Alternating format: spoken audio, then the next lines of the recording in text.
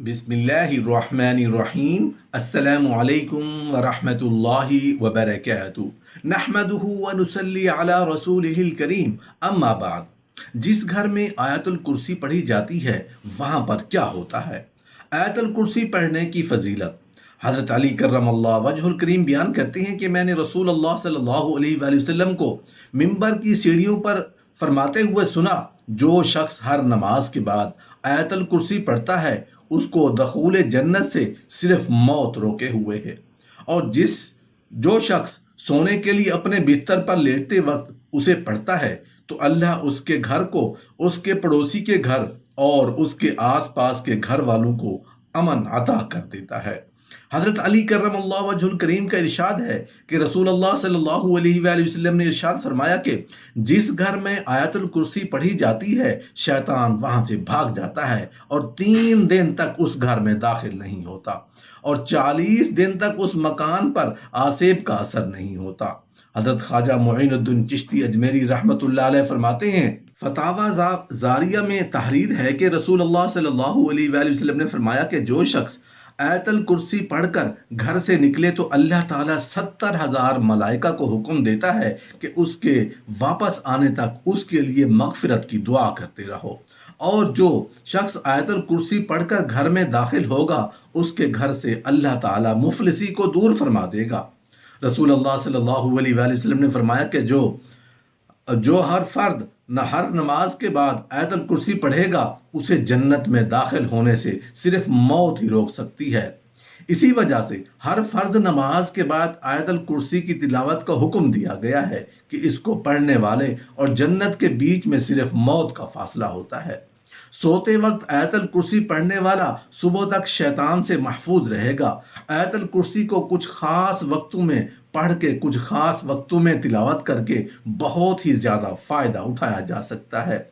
अपनी ज़िंदगी में बहुत ही ज़्यादा खुशहाली लाई जा सकती है। तमाम किस्म की परेशानियों से, मुसीबतों से, बीमारियों से हिफाजत पाई जा सकती है।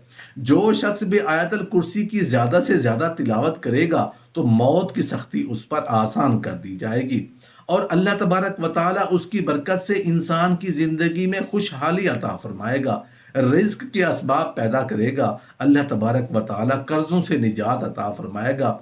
तो आपको बताते हैं कि किन औकात में आपको आयतुल कुर्सी की तिलावत करनी है, पढ़नी है, ताकि आप बहुत ज़्यादा फ़ायदा उठा सकें और आपकी ज़िंदगी में, आपके घर वालों की ज़िंदगियों में बहुत ही ज़्यादा खुशहाली आए।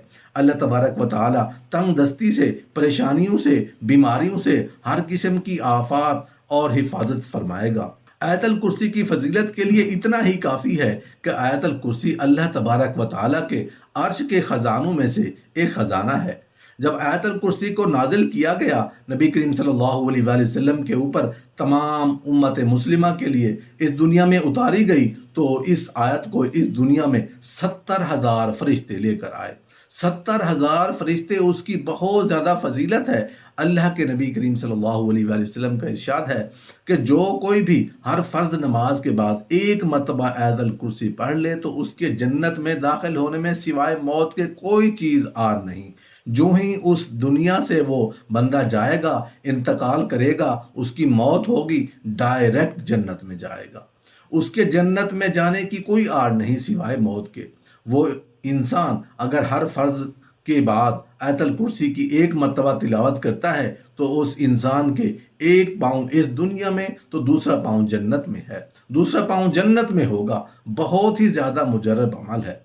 आप हर फर्ज नमाज के बाद आयतुल कुर्सी की तिलावत किया करें। और एक हदीस में है कि जो कोई भी हर फर्ज नमाज के बाद सिर्फ एक मरतबा आयतुल कुर्सी की तिलावत करता है तो उस एक नमाज से लेकर दूसरी नमाज तक हर किस्म की आफात से, ख़ास तौर पर शैतान के शर और फितन से उस इंसान की हिफाजत की जाती है।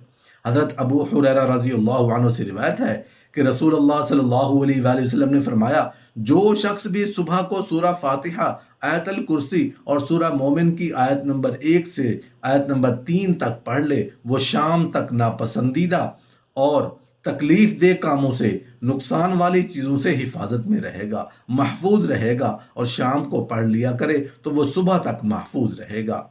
ایک دوسری حدیث میں آیا ہے کہ جس مال یا اولاد پر آیت الکرسی کو پڑھ کر دم کر دیا جائے یا لکھ کر اس مال میں رکھ دیا جائے یا بچے کے گلے میں ڈال دی جائے تو شیطان اس مال اور اولاد کے قریب بھی نہیں آ سکے گا۔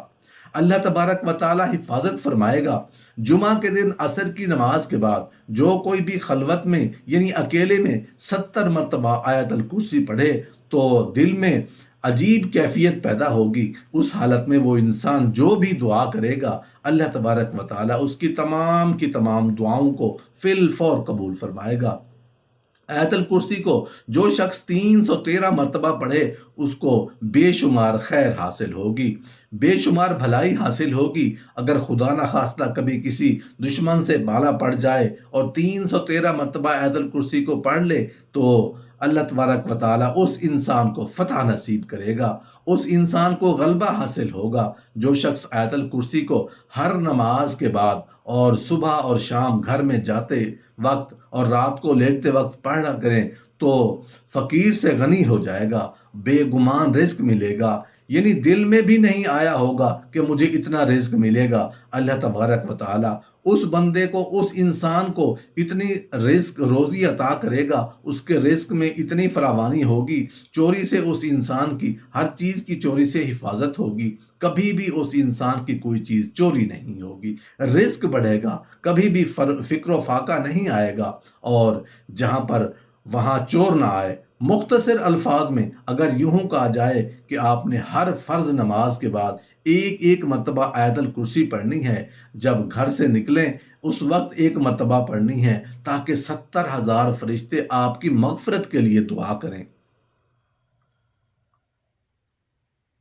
آپ کے درجات کے بلند ہونے کے لیے دعا کریں، 70,000 فرشتے آپ کی حفاظت کریں۔ اور جب آپ گھر میں داخل ہوتے ہیں تنگ دستی سے، فقر و فاقہ سے نجات کے لیے اس وقت ایک مرتبہ پڑھ لیا کریں، چاہے آپ کسی بھی ضرورت کے تحت بھی گئے ہوں، جب گھر میں داخل ہوتے ہیں اس وقت ایک مرتبہ پڑھ لیا کریں۔ اور جب آپ وضو کرتے ہیں، وضو کرنے کے بعد جو کوئی بھی انسان ایک مرتبہ آیت الکرسی پڑھتا ہے تو اللہ تبارک و تعالی اس کے درجات کو بلند کرتے ہیں۔